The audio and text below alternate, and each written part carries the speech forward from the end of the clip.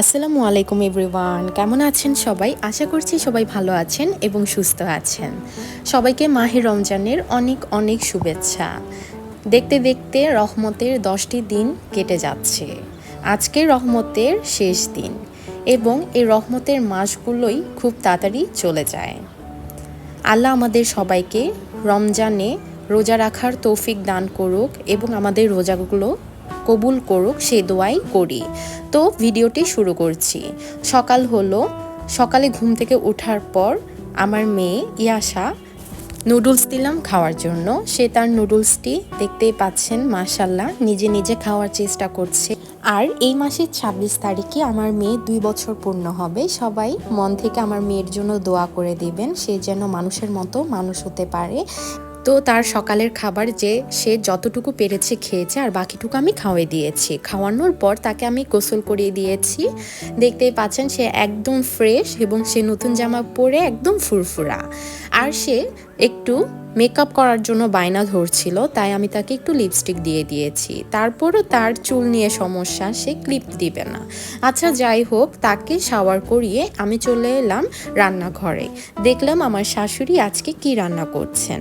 আমার শাশুড়ি আজকে মুড়িঘণ্ট রান্না করবেন এবং মুড়িঘণ্ট রান্না করার জন্য তিনি মুগ ডাল ভিজিয়ে রেখেছেন। আর এদিকে ইফতারির জন্য ছোলা, এই ছোলাগুলো আমরা রোজার আগে কিন্তু সিদ্ধ করে ফ্রিজ করে রেখেছিলাম এবং 1 প্যাকেট করে রেখেছিলাম। একদিনে যতটুকু লাগবে সেই ততটুকু পরিমাণ। মুড়িঘণ্ট রান্না করার জন্য এখানে বড় মাছের মাথা নেওয়া হয়েছে, কাতল মাছ, আর এখানে মুগ ডাল ভিজিয়ে কিন্তু পানি ঝরিয়ে নেওয়া হয়েছে। আর রান্না করা হবে বিভিন্ন রকমের সবজি ভাজি। এখানে আলু আছে, ফুলকপি আছে এবং পেঁয়াজকলি আছে। তো আমি এখন মুড়িঘণ্ট রান্নার মধ্যে চলে যাই। প্রথমে আমার শাশুড়ি মা একটি হাঁড়িতে পরিমাণ মতো তেল দিয়ে দিয়েছেন, প্রায় 1 কাপের মতো, এবং 1 কাপের মধ্যে প্রায় হাফ কাপের মতো পেঁয়াজ কুচি দিয়ে দিয়েছেন। পেঁয়াজগুলো তেলের সাথে খুব ভালোভাবে নেড়ে চেড়ে নিচ্ছেন। এভাবে 2 থেকে 3 মিনিট ভালো করে নেড়ে দিতে হবে, যাতে পেঁয়াজগুলো একদম নরম হয়ে যায়।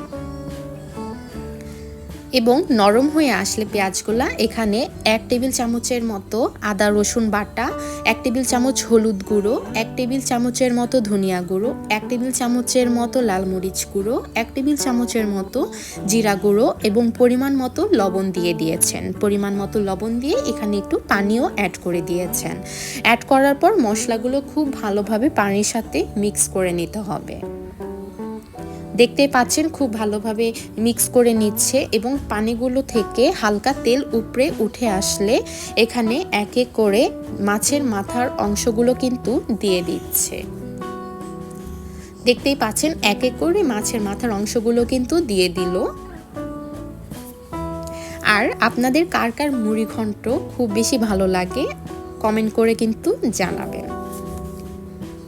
দেখতেই পাচ্ছেন মশলার সাথে কিন্তু মাছের মাথাগুলো খুব ভালোভাবে মিশিয়ে নিচ্ছে।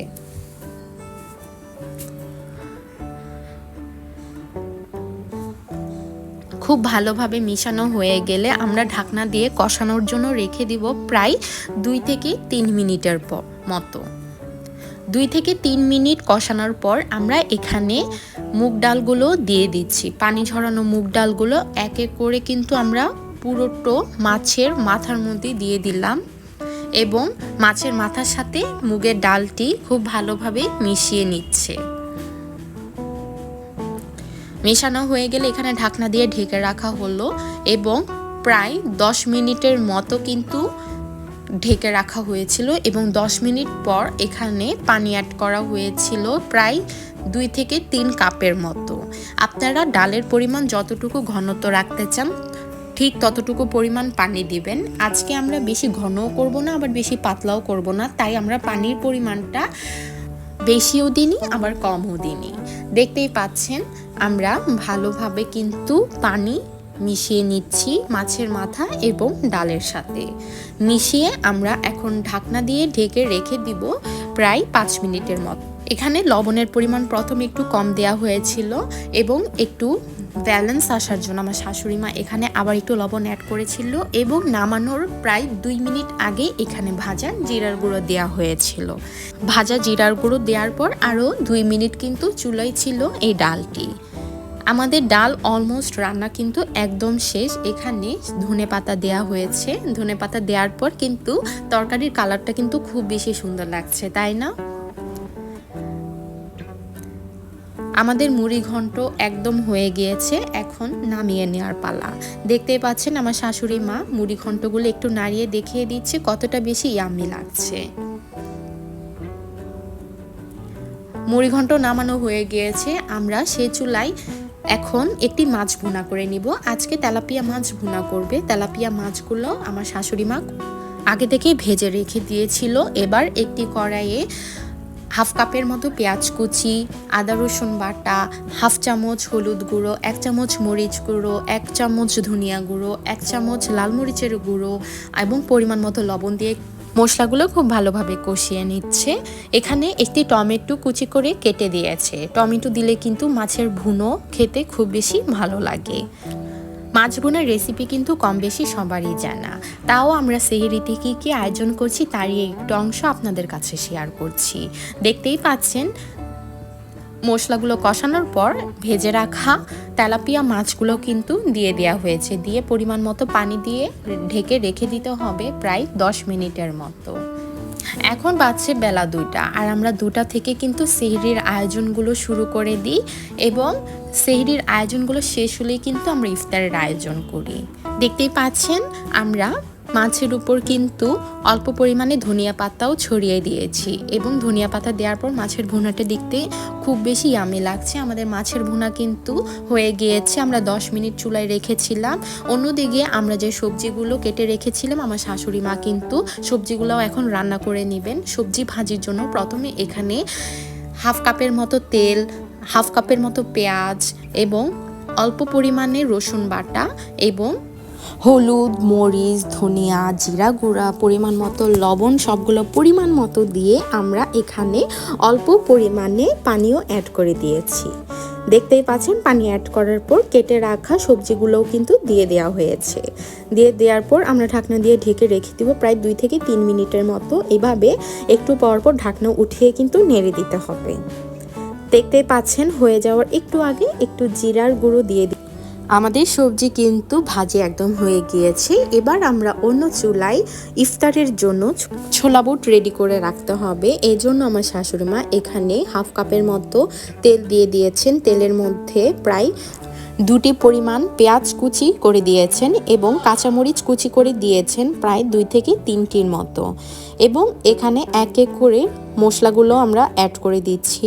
আদা রসুন বাটা প্রায় 1 চামচের মতো দিয়ে দিয়েছি, হলুদ গুঁড়ো দিয়ে দিয়েছি প্রায় হাফ চামচের মতো, ধনিয়া গুঁড়ো, জিরা গুঁড়ো এবং গরম মশলার গুঁড়োও অ্যাড করে দিয়েছে। দেখতেই পাচ্ছেন মশলাগুলো খুব ভালোভাবে মিশিয়ে নিচ্ছি আমরা পেঁয়াজের সাথে। এবার পরিমাণ মতো লবণ এবং পানি দিয়ে মশলাগুলো খুব ভালোভাবে কষিয়ে নিতে হবে।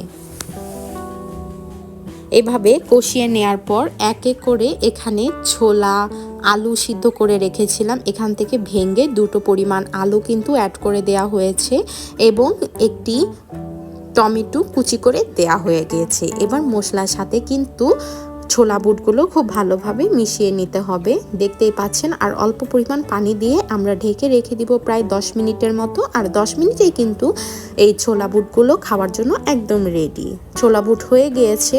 অন্যদিকে এখন আলুর চপ তৈরি করার পালা। আলুর চপ তৈরি করার জন্য এখানে আগে থেকেই আলু এবং একটা ডিম সিদ্ধ করে রাখা হয়েছিল এবং আলুগুলো হালকা ভেজে রাখা পেঁয়াজের সাথে খুব ভালোভাবে মিশিয়ে নিতে হবে এবং এখানে অ্যাড করছি হাফ টেবিল চামচের মতো চিলি ফ্লেক্স, চাট মশলার গুঁড়ো প্রায় 1 টেবিল চামচের মতো এবং পরিমাণ মতো লবণ দিয়ে আমরা কিন্তু এই আলু চপটি রেডি করে নিব। দেখতেই পাচ্ছেন খুব ভালোভাবে মিশিয়ে নেওয়া হচ্ছে এবং মিশিয়ে এক এক করে গোল গোল শেপ করে কিন্তু আলুর চপও বানিয়ে নেওয়া হচ্ছে। আর এই আলুগুলো বেসনের মধ্যে ডুবিয়ে কিন্তু মুচমুচে আমরা ইফতারে আলুর চপও তৈরি করে নিব। দেখতে পাচ্ছেন এভাবে এক এক করে কিন্তু সবগুলো আলুর চপ তৈরির প্রসেস কিন্তু একদমই শেষ।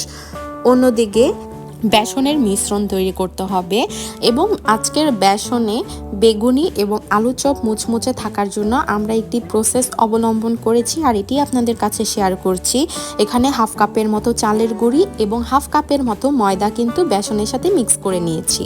মিক্স করার পর আমরা এখানে রসুন বাটা, আদা বাটা 1 চামচের মতো দিয়েছি, জিরা গুঁড়ো, ধনিয়া গুঁড়ো, লাল মরিচের গুঁড়ো 1 চামচের মতো দিয়ে দিয়েছি, পরিমাণ মতো লবণও অ্যাড করে দিয়েছিলাম। এবার সবগুলো শুকনো উপকরণ আমরা হাতের সাহায্যে ভালো করে মিক্স করে নিব।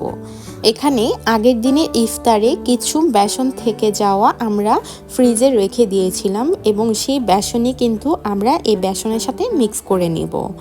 কোনো অংশই কিন্তু এখন ফেলানো উপযোগ্য না, যেহেতু বাজারের দাম এত চওড়া, ফেলালেও জিনিস খুব বেশি মায়া লাগে। তাই আমরা কি করি, অল্প পরিমাণ বেসন থাকলেও আমরা সেটি ফ্রিজে রেখে দিই এবং পরের দিন নতুন বেসন তৈরিতে কিন্তু সেটি দিয়ে দিই। দেখতেই পাচ্ছেন আমরা পানি মিক্স করে একটা সুন্দর মিশ্রণ তৈরি করে নিয়েছি। মিশ্রণ তৈরি করতে করতে আমরা এবার শরবত রেডি করে নিব।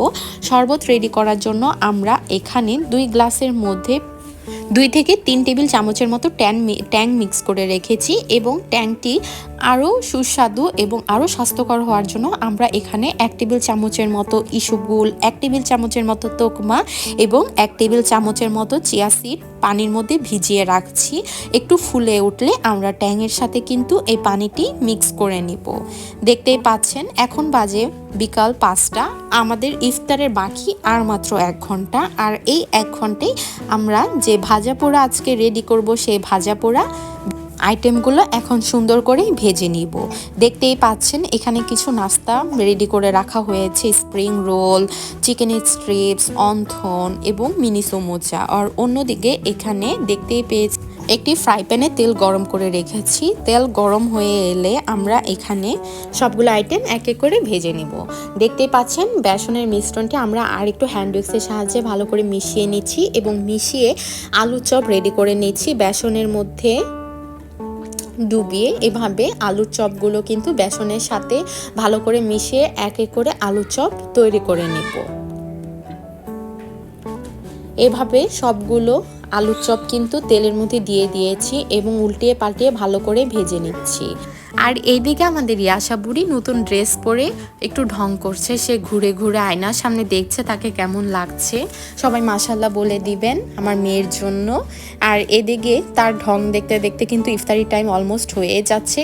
আমাদের এখানে আলুর চপগুলো হয়ে গিয়েছে। আলুর চপ হয়ে যাওয়ার পর এখানে ডিমের চপ দিয়ে দিচ্ছে। ডিমগুলো বেসনের মধ্যে খুব ভালোভাবে মিশিয়ে তেলের মধ্যে ছেড়ে দিচ্ছে আর হয়ে যাচ্ছে এই ডিমের চপ। ডিমের চপগুলো প্রায় 2 মিনিটের মতো উল্টিয়ে পাল্টিয়ে ভালো করে তেলের সাথে মিশিয়ে নিতে হবে এবং একটা ডিপ ব্রাউন কালার হয়ে আসলে কিন্তু ডিমের চপগুলো নামিয়ে নেওয়া হবে। নামিয়ে নেওয়া হয়ে গেলে এক এক করে অন্থন, বাটারফ্লাই সমোচাগুলো দিয়ে দেওয়া হয়েছে। আর এই নাস্তাগুলো কিন্তু ইফতারে খুব বেশি ক্রিস্পি লাগে আর খেতেও খুব বেশি ভালো লাগে। আর আমাদের এই নাস্তাগুলো কিন্তু হোমমেড। আমরা রোজার প্রায় 10 থেকে 15 দিন আগেই কিন্তু বাসায় মেড করেছি।